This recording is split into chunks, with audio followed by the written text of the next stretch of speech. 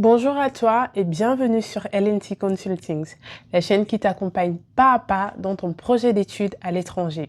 Alors moi, c'est Laetitia et je suis la fondatrice de LNT Consultings, ancienne étudiante camerounaise qui travaille aujourd'hui dans l'enseignement supérieur français.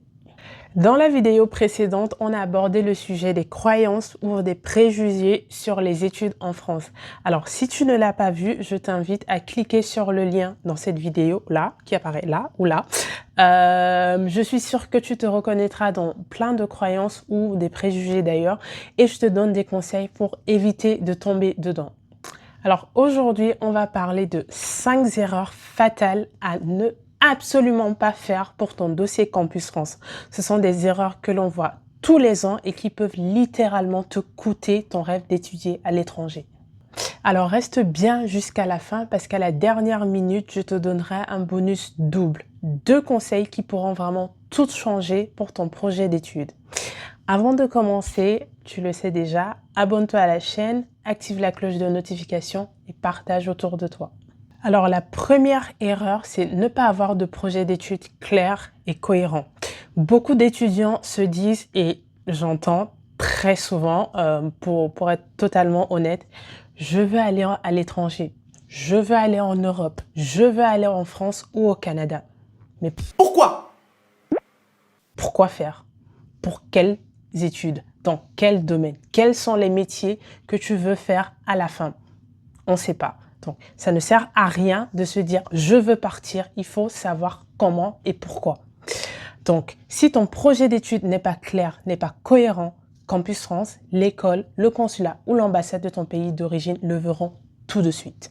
Alors, mon conseil pour toi, définis ton objectif avant tout. C'est la première chose à faire. Tu peux te poser des questions du style « quel est mon profil? Quelles sont mes forces? Quelles sont mes faiblesses? Quel métier je veux faire plus tard? Quelle formation me permet de pouvoir faire ce métier-là » Si tu as du mal à définir clairement ton projet d'études, notre e-book étudiant en France pas à pas t'aidera bientôt. La deuxième erreur, c'est copier les motivations des autres. Rappelle-toi, tu es unique. Ton projet et ton profil ne sera jamais identique à celui de quelqu'un d'autre. Beaucoup d'étudiants copient des lettres de motivation trouvées sur Internet ou données par des amis. C'est une très mauvaise idée. On peut s'inspirer, mais il ne faut jamais en aucun cas copier absolument texte pour texte ce qu'on trouve sur Internet. Les équipes de recrutement et les agents de Campus France repèrent tout de suite un texte qui manque d'authenticité. Rappelle-toi, ce sont des êtres humains qui étudient les dossiers, qui lisent les lettres de motivation, qui lisent les CV et le manque de sincérité, ça se voit tout de suite. Alors, mon conseil pour toi, c'est d'écrire simplement avec tes mots. Raconte ton histoire, ton parcours, tes motivations. Pourquoi tu veux faire cette formation? Écris-le simplement. Quelque chose qui te reflète qui tu es, toi. Tu peux toujours t'aider d'outils d'intelligence artificielle. Ce n'est un secret pour personne. Beaucoup de personnes utilisent ChatGPT. Mais encore une fois, tu peux demander à ChatGPT de t'aider à corriger ton texte, de t'aider à approfondir et à muscler un peu plus ton texte. Mais ça doit rester authentique. Ton authenticité, ce sera ton plus grand atout. La troisième erreur, c'est s'y prendre à la dernière minute. C'est un peu comme tout dans la vie, hein. On pense toujours qu'on a le temps, mais le temps, il ne nous attend pas. Et encore moins Campus France. Campus France, ils ont un planning bien défini, ils ont un calendrier bien détaillé. On pense toujours qu'on a le temps jusqu'à ce que le portail Campus France ferme et là, c'est la catastrophe. Quelle misère, quelle souffrance. Comment faire pour sortir de là, Seigneur? Que faire?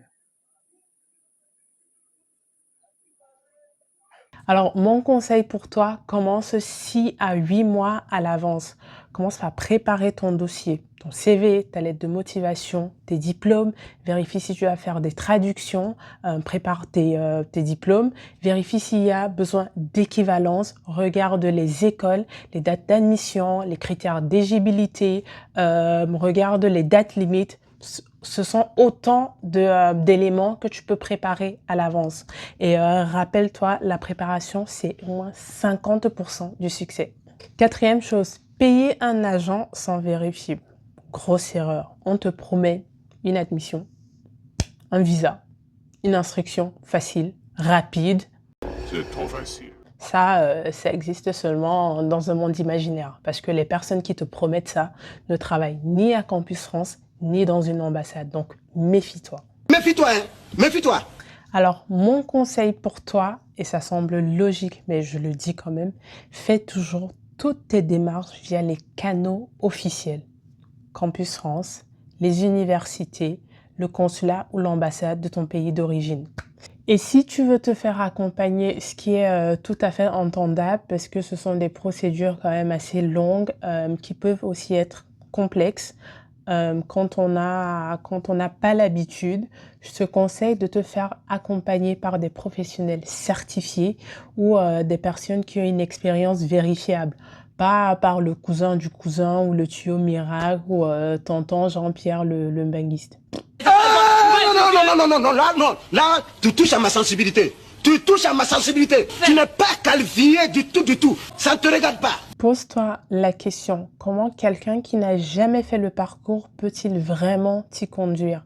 C'est valable pour toutes les personnes qui vont vouloir t'aider ou te donner des conseils. Il faut vraiment essayer de savoir, est-ce que ces personnes-là, ils ont fait le même parcours que toi, tu as envie de faire?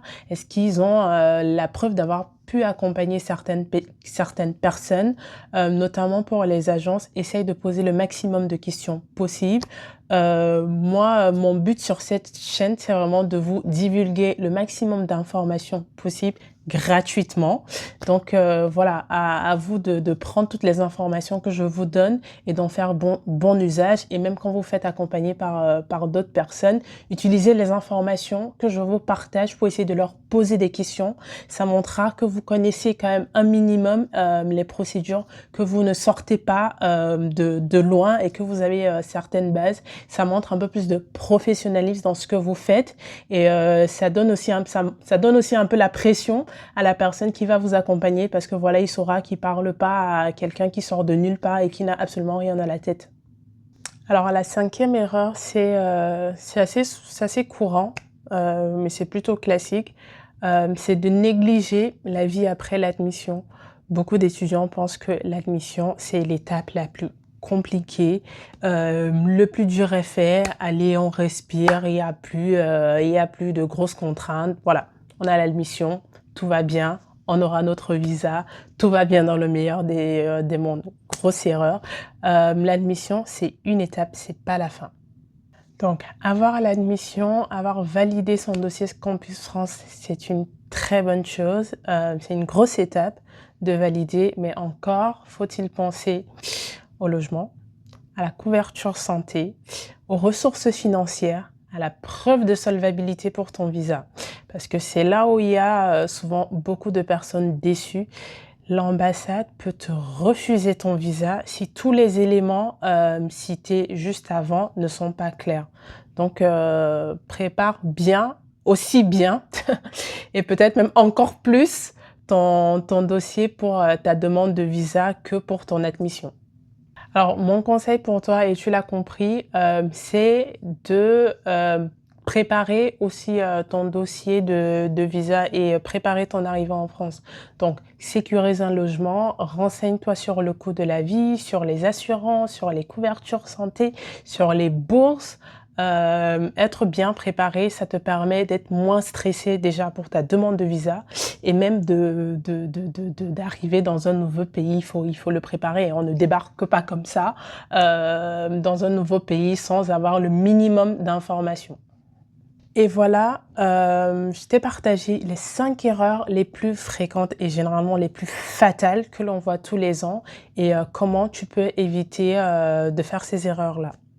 Et comme promis en début de vidéo, maintenant je te donne 2 bonus qui vont t'aider dans ton projet d'études. Alors le premier bonus, ça semble hyper logique et hyper clair ce que je vais dire, mais je suis sûre que, allez, 70% des étudiants ne le font pas avant de déposer un dossier d'études. Donc, toi, je suis là pour te faciliter la vie et je te donne ce premier conseil. Commence dès aujourd'hui à écrire ton projet d'études. Alors, je te dis, écris ton projet d'études et tu vas me demander par quoi je commence. C'est tout simple, tes motivations. Qu'est-ce qui te motive? Quels sont les métiers que tu souhaiterais faire demain? Dans 5 ans, où est-ce que tu te vois dans 5 ans? Où, quand, comment, pourquoi? Est-ce qu'il y a des personnalités qui te font rêver, qui t'inspirent aujourd'hui? C'est tous ces petits éléments-là qui te permettront de poser déjà les premiers jalons, les premières bases de ton projet d'études. Et tu verras, plus tu avanceras dans ton projet, plus tu écriras les choses, plus ce sera plus simple, plus tu auras des éléments à motiver, à expliquer. Et ce sera même beaucoup plus simple déjà pour toi de comprendre où est-ce que tu veux aller et de pouvoir le faire comprendre à Campus France, à une école, à une ambassade, où tu veux aller, qu'est-ce que tu veux faire plus tard. Alors, le bonus numéro 2, c'est de t'informer au maximum pour toutes les étapes. Plus tu commences en avance, plus tu anticipes, mieux tu es préparé et mieux tu abordes certaines étapes. Donc, commence en avance à préparer ton dossier, commence en avance à regarder les dates limites de candidature, commence en avance à regarder les critères d'admission, commence en avance à regarder les métiers visés, commence en avance à regarder spécifiquement les formations qui t'intéressent et tu verras. Plus tu fais les choses en amont, plus tu prépares en amont, plus simple ce sera au moment de valider chaque étape. Alors, j'espère que ces conseils t'ont aidé à poser les bases de ton projet d'études. Si c'est le cas, n'hésite pas à nous le dire en commentaire. Merci d'être resté jusqu'au bout de la vidéo. Je te dis à très vite pour une nouvelle vidéo et comme tu le sais, abonne-toi, active la cloche de notification et partage la vidéo à tous tes proches.